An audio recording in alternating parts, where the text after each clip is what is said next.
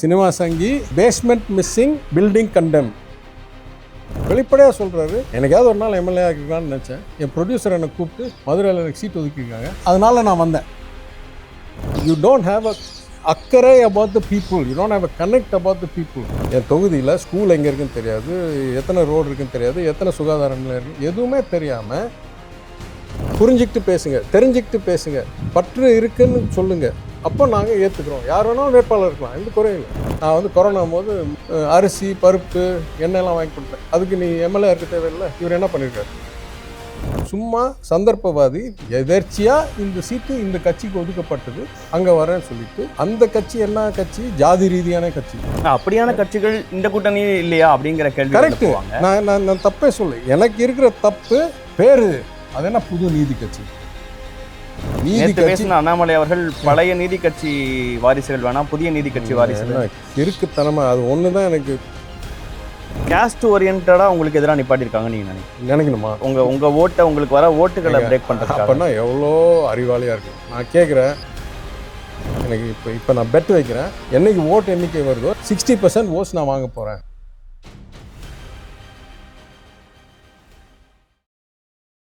முன்னணி market எக்ஸ்பர்ட்ஸுடன் enrich money investor awareness conclave April 25. டிக்கெட்டை இன்றே புக் செய்யுங்கள்.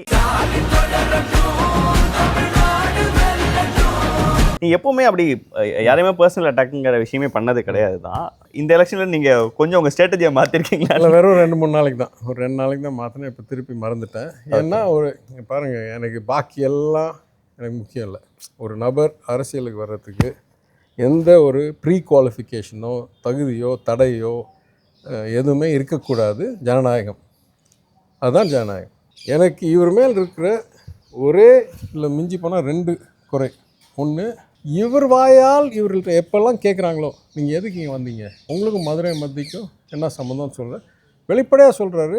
எனக்காவது ஒரு நாள் எம்எல்ஏ ஆகிருக்கலான்னு நினச்சேன். என் ப்ரொடியூசர் என்னை கூப்பிட்டு மதுரையில் எனக்கு சீட் ஒதுக்கியிருக்காங்க, அதனால் நீங்கள் வாங்க அப்படின்னு சொன்னாங்க. அதனால் நான் வந்தேன். அதாவது மதுரைக்கும் இவருக்கும் எந்த வரலாறும் கிடையாது, இந்த தொகுதிக்கும் இவருக்கும் எந்த வரலாறும் கிடையாது, எந்த பற்றும் கிடையாது, எந்த இணைப்பும் கிடையாது.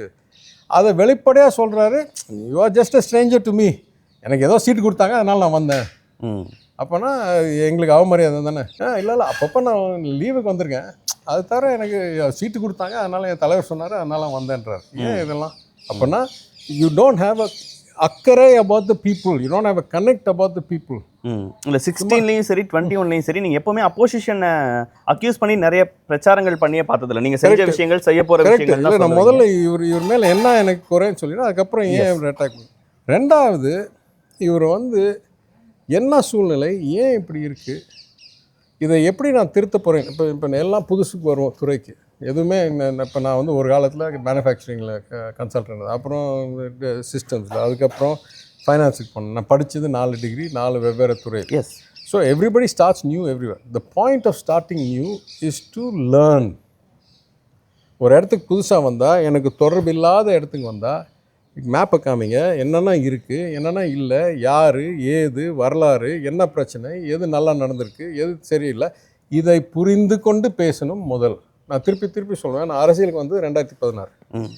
நான் பட்ஜெட் ஸ்பீச்சை பேசுகிறதுக்கு முன்னால் 2003 வரைக்கும் போய் தகவலை எடுத்து how did we come from there to here படிச்சுட்டு தான் நான் முதல் உரையே பேசினேன். இப்போ 2016 பட்ஜெட் பேசிட்டு பேசினா என்னங்க யூஸு? 2016 பட்ஜெட்டில் பேசுறதுக்கு 2003லேருந்து 2016 ஃபுல் டேட்டாவை.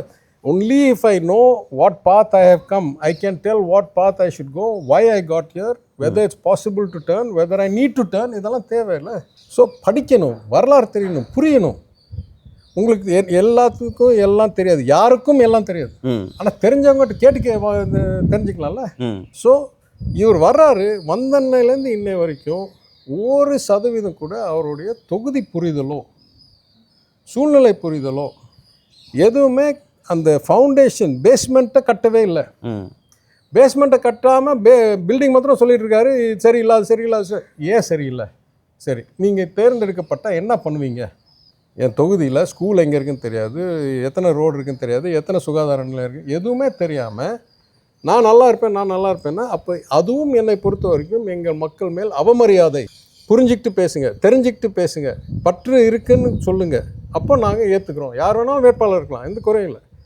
எந்த ஒரு அடிப்படை கனெக்டும் கிடையாது, எந்த ஒரு அடிப்படை வரலாறும் கிடையாது. பொது வாழ்க்கையில் ஏதாவது நன்மை செய்த மாதிரி நான் வந்து கொரோனா போது 38 லட்ச ரூபாய்க்கு அரிசி பருப்பு எண்ணெய்லாம் வாங்கி கொடுத்தேன். அதுக்கு நீ எம்எல்ஏ இருக்க தேவையில்லை. இவர் என்ன பண்ணியிருக்காரு? இவர் ஏழை என்ன வேற 40 கோடி சொத்து காமிச்சிருக்காரு வேட்புமனுவில். கரெக்டாக ஒரு நாள் ஒரு போராட்டத்தில் மக்கள் உரிமைக்காக குரல் கொடுத்துருக்காரா? ஒரு நாள் ஒரு இடத்துல பொது நலனுக்காக பண செலவு எதுவுமே இல்லாத, பேக்ரவுண்ட் இல்லாத, சும்மா சந்தர்ப்பவாதி, எதர்ச்சியாக இந்த சீட்டு இந்த கட்சிக்கு ஒதுக்கப்பட்டது, அங்கே வரேன்னு சொல்லிட்டு அந்த கட்சி என்ன கட்சி? ஜாதி ரீதியான கட்சி. போய் விக்கிபீடியாவில் பாருங்கள், ஏசி சண்முகமுடைய கட்சி காஸ்டிஸ்ட் பார்ட்டி அப்படின்னு அதுலேயே அவங்க டெஃபினிஷன்லேயே இருக்குது. அங்கீகாரப்படாத கட்சி, இப்போ ப்ரைவேட் கட்சி. அப்படியான கட்சிகள் இந்த கூட்டணி இல்லையா அப்படிங்கிற கேள்வி. கரெக்டு. நான் தப்பே சொல்ல, எனக்கு இருக்கிற தப்பு பேரு அது என்ன புது நீதி கட்சி. நீதி கட்சி அண்ணாமலை அவர்கள் பழைய நீதி கட்சி வாரிசுகள் வேணாம், புதிய நீதி கட்சி வாரிசுகள் இருக்குத்தனமாக அது ஒன்று தான் எனக்கு கொந்தளிப்பில் இருந்துச்சு. நான் நேற்று பேசியிருக்கேன். நீதி கட்சி எதுக்காக உருவாகினது? சமூக நீதிக்காக உருவானது. கடைசியாக முதலியார் என்ற பெயர் பயன்படுத்தினது என் கொள்ளு தாத்தா காலத்தில். என் தாத்தாவோ என் அப்பாவோ நானோ ராஜன் ராஜன் ராஜன் தான் பேர் வச்சுருக்கேன். சமயம் என் பசங்களுக்கு ராஜன் வச்சுருக்கேன். அந்த காஸ்ட்டை ரிமூவ் பண்ணுறதுக்காக வந்த கட்சி பேரை, ஜஸ்டிஸ் பார்ட்டி என்ற கட்சி பேரை ஜெயலலிதா அம்மையாரால் ஏடிஎம்கேலேருந்து வெளிவிரட்டப்பட்ட ஒரு நபர். Because he happens to be of the Vellalar community, because the Vellalar community had been part of the founding of the justice party. அதை என்ன சொல்கிறது, திருடி அந்த வரலாற்றை சுரண்டி இவர் மேலே சூட்டிக்கிட்டாரு. நான் இதே வேளாளர் சங்கத்துக்கு போய் இதே பேச்சு தான் கொடுத்தேன். நீங்கள் என்னை கூப்பிட்ருக்கீங்க. இப்போ நான் சொல்கிறேன், நான் அவங்களுடைய அழைப்பை ஏற்று சீஃப் கெஸ்ட்டாக போய் திறந்து வச்ச கட்டடத்தில் நான் போய் சொல்கிறேன், ஏங்க நீங்கள் பிஸ்னஸ் கம்யூனிட்டி சேர்ந்து பண்ணுறேன்னு சொல்லுங்க, நான் சப்போர்ட் பண்ணுறேன். ஆனால் ஜாதி ரீதியாக போய் எந்த ஒரு முன்னெடுப்பு எடுக்கிறதும் நீதி கட்சிக்கு அவமதிப்பு. எனவே நான் கூறுகிறேன், நீங்கள் உங்கள் மனசாட்சிக்கு ஓட்டு போடுங்க, எனக்கு கவலை இல்லை. ஆனால் மறந்துடாதீங்க, நம்ம நீதி கட்சியோடைய வரலாறு என்ன? பெருந்தன்மை. பேரறிஞர் அண்ணா சொன்னார், நான் கற்றுக்கொண்டது நீதி கட்சியிடமிருந்து பெருந்தன்மை, காங்கிரஸிடமிருந்து சூழ்ச்சி, பெரியாரிடமிருந்து கொள்கை. பெருந்தன்மை தான் நம்மளுக்கு அடையாளம். Remember that. உங்கள் வரலாறு பெருந்தன்மை வரலாறு. நீங்கள் வந்து இந்த குறுகிய நோக்கோட ஒருத்தருக்கு ஒருத்தர் அரசியல்லையும் பிஸ்னஸ்லேயும் scratch my back you scratch யோர்ஸ்ன்ற அளவுக்கு இருக்காதீங்க அப்படின்னு சொல்லிட்டு வெளியே வந்தேன். ஒருத்தர் வர்றார், சார் புல் இருக்குது சார், எங்கள் சமுதாயத்தில் யாருமே இந்த மாதிரி பேசினதில்லை அப்படின்னு. அதையும் நம்மளுடைய வரலாறு ஏதாவது ஒரு வகையில் தனிப்பட்ட புகழ் பேசக்கூடிய பெருமை இருக்கக்கூடிய வரலாறுனா பெருந்தன்மை தான் அந்த வரலாறு.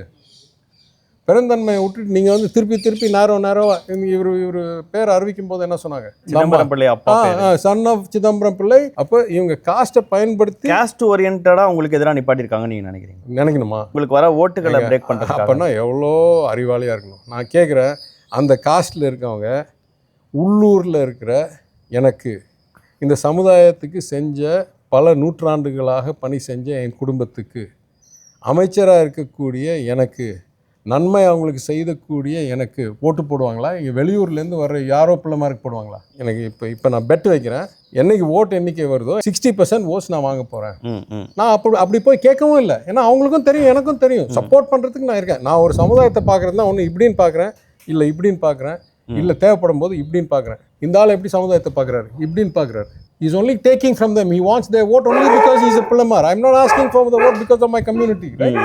நீங்க வந்து காஸ்ட் வந்து ஒழிக்கிறதுக்காக, காஸ்ட் சிஸ்டமை எராடிகேட் பண்றதுக்காக உருவாக்கப்பட்ட கட்சியில வந்து இங்க பழைய நீதி கட்சி புதிய நீதி கட்சி பேசுறது உங்களுக்கு கோவத்தை ஏற்படும். ஆமா, அதான் வெளிப்படையாக கேம்பெயினில் பேசிட்டேன்ல. வரலாறு தெரியாதவங்க, அடையாளம் தெரியாதவங்க சும்மா வந்து வாய்க்கு வந்து டயலாக் அடிக்கிறாங்க. ஆனால் சினிமா சங்கிங்கிற வார்த்தையெல்லாம் வழக்கமா நீங்க பொருட்படுத்தவே மாட்டீங்க. ஆனா டெய்லியும் சினிமா சங்கிக்கு மதுரை பற்றி ஒரு பாடம்னு ட்வீட். சினிமா சங்கி பேஸ்மெண்ட் மிஸ்ஸிங் பில்டிங் கண்டெம் அப்படின்னு ஒரு டயலாகும் எனக்கும் திரைப்படத்தில் நிறைய, திரை உலகத்தில் நிறைய மேடம் குஷ்பு பற்றி ஜிம்னாஸ்டிக் 3 கட்சி தாவி, அப்புறம் அப்போ கணவர் வந்து இது வரைக்கும் உறுப்பினர் இல்லாத கட்சியில் 4வது கட்சியில் இணைந்து 5வது கட்சி சின்னத்தை வாடகைக்கு எடுத்து நின்னா அப்புறம் ஜிம்னாஸ்டிக் என்ன சொல்லுவோம்?